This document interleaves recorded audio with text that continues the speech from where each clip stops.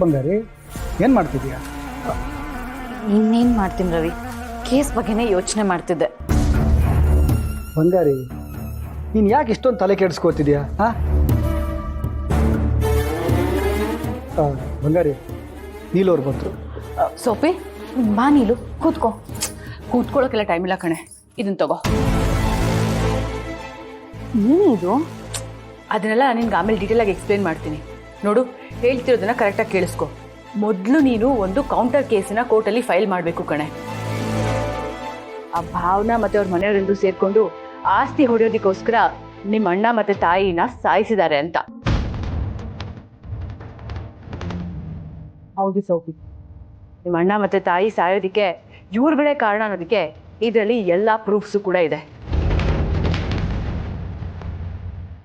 ಇಷ್ಟೇ ಅಲ್ಲ, ನಿಮ್ಮ ಅಣ್ಣಂಗೆ ಆಕ್ಸಿಡೆಂಟ್ ಆಗಿದ್ದ ಕಾರ್ ಬಗ್ಗೆ ಇನ್ನೂ ಒಂದು ಸ್ವಲ್ಪ ಇನ್ಫಾರ್ಮೇಶನ್ ಕಲೆಕ್ಟ್ ಮಾಡಿಬಿಟ್ಟು ಅದನ್ನು ಸೇರಿಸಿ ಒಬ್ಬ ಒಳ್ಳೆ ಲಾಯರ್ನ ಇಟ್ಟು ಆದಷ್ಟು ಬೇಗ ಕೇಸ್ನ ಫೈಲ್ ಮಾಡು. ಆಗ್ಲೇ ನಿಮ್ಮ ಅಣ್ಣ ಮತ್ತೆ ತಾಯಿ ಸಾಯೋದಕ್ಕೆ ಭಾವನಾ ಮತ್ತೆ ಅವ್ರ ಮನೆಯವರೇ ಕಾರಣ ಅಂತ ಕೋರ್ಟಲ್ಲಿ ಪ್ರೂವ್ ಆಗೋದು, ಸಾಕ್ಷಿ ಸಮೇತ ಪ್ರೂವ್ ಆಗುತ್ತೆ. ಹಾಗಂತೀಯಾ? ಸರಿ ನೀಲು, ನಾನು ನಾಳೆನೇ ಹೋಗಿ ಕೇಸ್ನ ಫೈಲ್ ಮಾಡಿಬಿಡ್ತೀನಿ. ಇಲ್ಲ, ನಾಳೆ ಬೇಡ ಸೋಪಿ, ನೀನು ಸ್ವಲ್ಪ ವೇಟ್ ಮಾಡು. ನಾನು ಹೇಳ್ತೀನಿ, ಆಗ ಫೈಲ್ ಮಾಡು. ನಾನು ನೋಡಿದ್ರೆ ಹೊಟ್ಟೆ ಎಲ್ಲ ಉರಿಯುತ್ತೆ ಕಣೆ.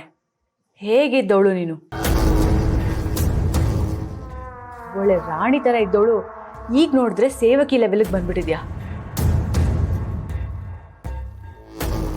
ಯಾವಳೆ ಅವಳು ಭಾವನಾ? ಪ್ರತಿಯೊಂದೂ ಅವಳು ಪರ್ಮಿಷನ್ ತಗೊಂಡು ಮಾಡೋ ಹಾಗಾಗಿದೆ. ಅವಳು ಚೆನ್ನಾಗಿ ಯೋಚನೆ ಮಾಡಿರ್ತಾಳೆ ಕಣೆ. ಇನ್ನು ಎಷ್ಟು ದಿನ ಅಂತ ಹೀಗೆ ವಯಸ್ಸಾದ್ರೂ ಮದುವೆ ಆಗದೆ ಇದೇ ಮಿಡ್ಲ್ ಫ್ಯಾಮಿಲಿನಲ್ಲೇ ಕೊಳಿತಾ ಕೂತಿರೋದು ಅಂತ. ಅದಕ್ಕೆ ಪ್ಲ್ಯಾನ್ ಮಾಡಿಕೊಂಡು ನಿಮ್ಮ ಅಣ್ಣನ ಕಂಪನಿಗೆ ಸ್ಟಾಫ್ ಆಗಿ ಸೇರ್ಕೊಂಡಿರ್ತಾಳೆ. ಅಲ್ಲಿ ನೀಟಾಗಿ ಸ್ಕೆಚ್ ಹಾಕಿ ನಿಮ್ಮ ಅಣ್ಣನ ಬುಟ್ಟಿಗೆ ಬೀಳಿಸ್ಕೊಂಡಿರ್ತಾಳೆ. ಅದು ಅಲ್ಲದೆ ನಿಮ್ಮ ಅಣ್ಣನ ನಂಬಿಕೆ ಗಳಿಸ್ಕೊಂಡು ಆಸ್ತಿನೆಲ್ಲ ಅವಳ ಹೆಸರಿಗೆ ಬರೆಯೋ ಹಾಗೆ ಮಾಡ್ಕೊಂಡಿರ್ತಾಳೆ. ಒಂದ್ಸಲಿ ಈ ಕೆಲಸನೂ ಆದ್ಮೇಲೆ ಇನ್ನೇನು ಸೈಲೆಂಟ್ ಆಗಿ ಎಲ್ಲ ಪ್ಲಾನ್ ಮಾಡಿ ಪಾಪ ನಿಮ್ಮ ಅಣ್ಣನ ಕತೆನೇ ಮುಗಿಸ್ಬಿಟ್ಲು. ನೀನೇ ಹೇಳು ಸೋಫಿ, ಇಂಥ ಜನರನ್ನ ಈ ಸಮಾಜದಲ್ಲಿ ಬದುಕೋದಿಕ್ ಬಿಡ್ಬೇಕಾ? ಕ್ಷಮಿಸ್ಬೇಕಾ ಇವ್ರನ್ನೆಲ್ಲ?